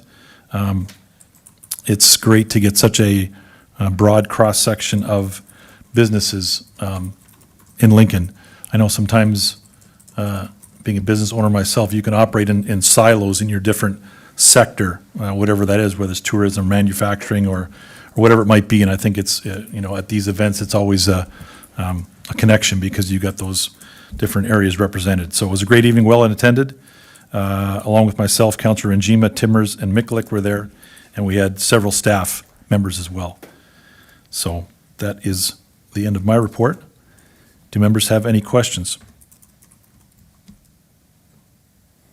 I have a motion moved by Councillor Timmers and seconded by Councillor Mikalik that council receive and files information the following deputy mayor's report.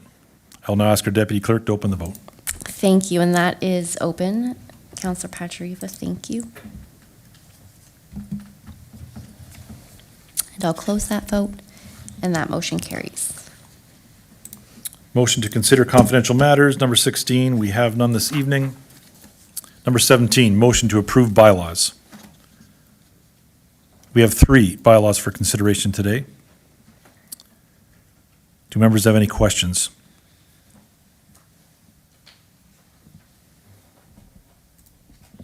I have a motion moved by Councillor Brunei and seconded by Councillor Pachariva that leave be given to approve the following bylaws. 2024-60, bylaw to amend zoning bylaw number 2022-50 as amended of the Town of Lincoln, short-term accommodations and bed and breakfast establishments. 2024-61, bylaw to license, regulate, and inspect short-term accommodations and bed and breakfast establishments in the Town of Lincoln. 2024-62, bylaw to amend bylaw 2024-01, being a bylaw to establish and regulate payment of various fees and charges within the Town of Lincoln. I will now ask our deputy clerk to open the vote. Thank you. That vote is now open, Deputy Mayor and Councillor Pachariva. Thank you. And I'll close that vote, and that motion carries.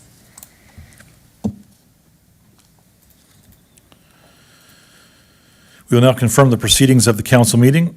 I have a motion moved by Councillor Pachariva and seconded by Councillor Timmers that leave be given to introduce bylaw number 2024-63, being a bylaw to confirm the proceedings of council at its meeting held Monday, September 23rd, 2024, being read a first, second, and third time. That bylaw number 2024-63 be enacted and passed, and that the mayor and clerk sign and seal the said bylaw. I will now ask our deputy clerk to open the vote. Thank you, Deputy Mayor. That vote is now open. Thank you, Councillor Pachariva. And that vote closes, and that vote carries. Thank you. Number 19, council remarks. Before we motion to adjourn, do members have any comments?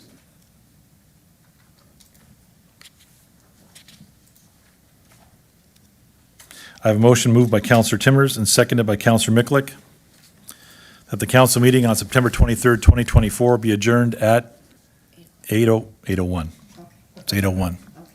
Actually, it's almost 8:02. I will now ask the deputy clerk to open the vote. Now that I've edited it, one moment, that vote is now open. Councillor Pachariva, thank you. And I'll close that vote, and that carries. Thank you. Thank you to our deputy clerk and our deputy CO this evening, and thank you, staff, for being with us as well. Thank you to everyone. This concludes our council meeting. Thank you for joining us.